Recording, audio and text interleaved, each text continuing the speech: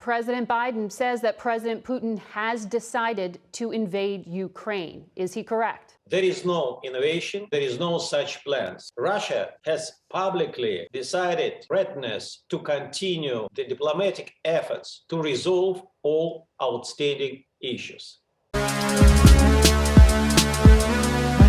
Hello everyone, AKP here, back to another video. And wow, what a time to be alive, right? But to be serious, yes, it has happened already, guys. It has already happened. Vladimir Putin has decided to invade Ukraine. From where I am, it literally happened during midnight, as I got a text from a friend who's been following this Ukraine/Russia crisis. And yeah, I've been following it too. I remember like a couple days ago, Russia already sent troops to the separatist regions of Ukraine, which the Russian president Vladimir Putin has signed and declared that those separate states were independent states, which not only violates international law, but it also contradicts Vladimir Putin's statement that he said on national TV that in his eyes he doesn't see Ukraine as an actual country. And look, back then we know that Russia and Ukraine were both part of the Soviet Union. I could say historically they both share similar cultures and languages between the Ukrainians and Russians. That said, I'm pretty limited and not that well educated in that department, but from what I heard that people from Ukraine as well as Russia see each other as brothers. Nevertheless, since the incident from Crimea a few years ago, and now this year things have escalated so high that led Russia to finally invade Ukraine, which was going to happen anyways. Let's not forget about that. Russia has pretty much invaded Ukraine from all parts of the country. Pretty much it started around 5 a.m. over there in Ukraine,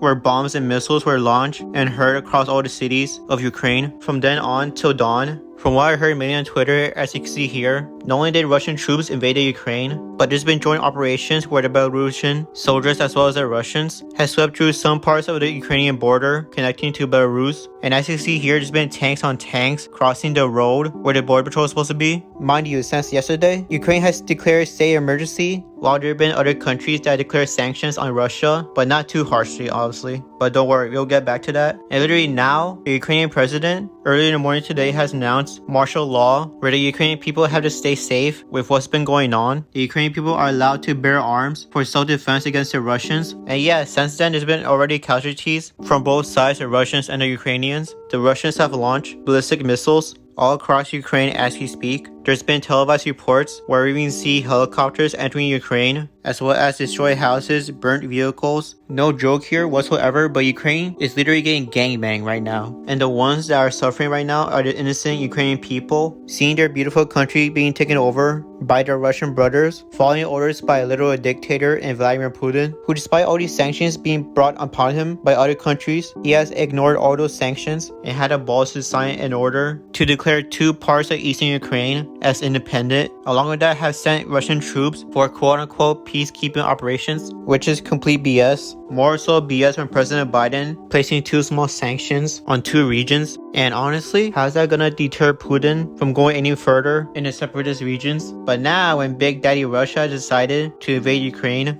President Biden has decided to impose more and rougher sanctions on the already plummeting Russian market and economy. Now, whether or not this would deter Russia from invading Ukraine even further, that's a very important question that I have no answer to, if it will work out or not. In this cruel, forsaken world we live in, I ask for peace to be resolved in this conflict, and I pray for the Ukrainian people to stay safe, because by no means war is not the answer.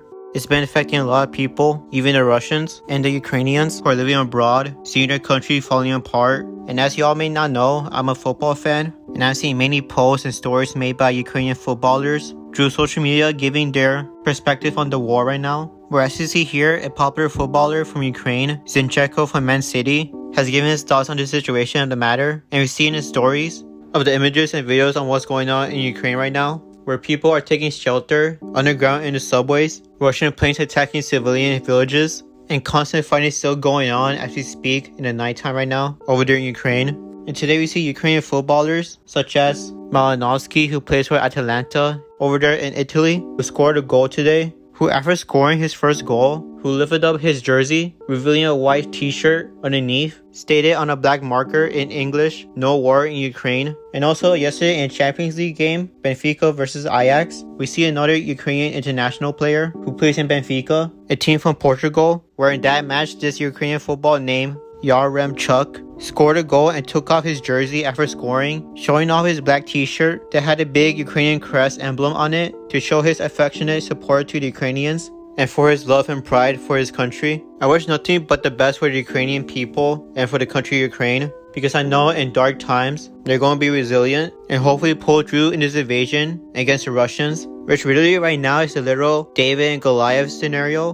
We already know who's a David and who's a Goliath in this photo. With what's going on right now, all we could hope for is to have this war end soon and no later than that, for the sake of those innocent civilian people of Ukraine who are the ones are really suffering right now. And as of right now, I'm sure all the countries in Europe and across the world are putting more sanctions on Russia. And even if that doesn't do much, I have no clue what's going to happen from here on out. I mean, even though Ukraine are trying to get into NATO, they're not officially a NATO member. And even so, I don't think NATO will be able to help Ukraine that much militarily right now, let alone right here in America right now. People right here in America, especially on Twitter right now, everyone's speculating on draftings. In my opinion, I don't think we're going to get drafted, at least not yet. I mean, there's still quite some time left before that option. The war literally begun today. And even so, there are some 800 American troops stationed in NATO allied countries. The President Joe Biden has stated no ground forces will be helping Ukraine for a good reason, because doing so that could escalate into the situation right now being from worse to there's no way going back. And I forgot to mention that it's been stated by Putin himself that if there is any foreign opposition getting in the way of this Russian operation of invading Ukraine, he said in his own words pretty much that there will be dire consequences if that were to be the case. Putin will give you a hard time. Either way, it's very sad what's going on right now. From here on out, I don't know what's going to happen. That's the truth. During this Russian invasion into Ukraine, and let's be real right here, the last thing we all want is a nuclear winter to happen around the next month. Only time will tell. Right now, I hope and praying to the Ukrainian people that this war won't last for much longer, so that more lives will not be taken away, all because of one made by a heartless Russian douchebag. And with that being said, see y'all next time in the next video. Later everyone, AKIP is leaving the building.